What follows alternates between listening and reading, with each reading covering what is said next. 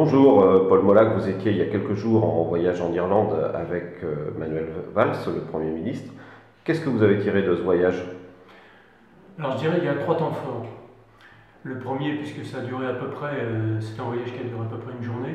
Donc on est arrivé le jeudi en fin d'après-midi et le soir nous avons rencontré en fait les principaux partis irlandais et nous avons parlé beaucoup de l'Europe. Et le problème qui se pose évidemment pour les Irlandais, c'est le nationalisme anglais, parce qu'ils craignent beaucoup une sortie de l'Angleterre de l'Europe, ce qui entraînerait sans doute un éclatement du Royaume-Uni, puisque l'Écosse et le Pays de Galles, dans ces cas-là, auraient tendance à demander l'indépendance et à rentrer directement dans l'Union européenne. Donc ça les inquiète.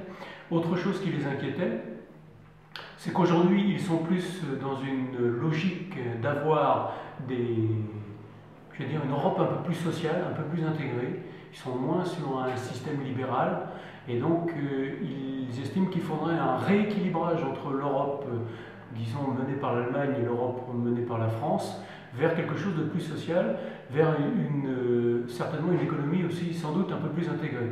Alors pour eux, ça veut dire évidemment peut-être une harmonisation au niveau des impôts sur les sociétés, par exemple. On sait bien que chez eux, les impôts sont relativement faibles sur les sociétés, on en a parlé. Et puis, certainement, la réorientation qui a commencé à se faire sur la monnaie, par exemple, ou qui a commencé à se faire sur un certain nombre de normes, ils l'appellent de leur vœu, quoi. Et donc, c'est les trois partis principaux, c'est-à-dire le Labour, le Fine Gael et le Fianna Fáil. Donc, deuxième temps, le Premier ministre a rencontré, lui, le Premier ministre irlandais. Nous avions rencontré la vice-première ministre le soir d'avant. Et j'ai rencontré, moi, le président du groupe d'amitié avec la France, puisque moi, je suis aussi président du groupe d'amitié avec l'Irlande.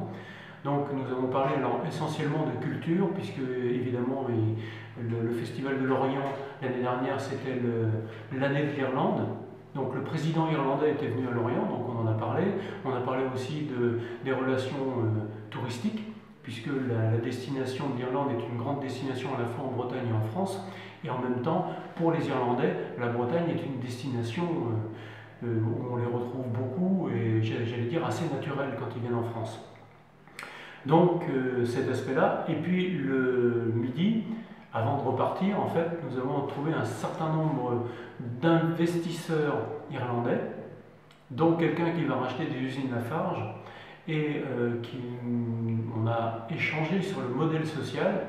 Alors, modèle social où évidemment ils ont critiqué d'une part la réglementation française, qui est très compliquée, qui est très tatillonne, et d'autre part, ils ont aussi critiqué le modèle américain où ils trouvent qu'aux États-Unis, c'est très heurté, quelquefois ça marche très bien, après ça marche plus du tout. Et donc, ils avaient un peu ce problème-là en Irlande, puisqu'ils sont très attachés au modèle américain dans une certaine mesure, mais ils en voient bien les limites. Et en particulier, chez eux, les limites, c'est quand ça ne va pas, les Irlandais s'en vont. Et quand ça reprend, ben finalement, ils n'ont pas assez de main-d'œuvre. Donc, ça leur pose un vrai problème. Et donc, ils sont assez intéressés par un modèle sans doute un peu plus tempéré à la française, c'est-à-dire où les reprises sont moins importantes, mais aussi où les dépressions sont moins importantes. Et donc on en a pas mal parlé avec, bon, évidemment, le système administratif français était très lourd, ce à quoi je suis assez d'accord avec eux.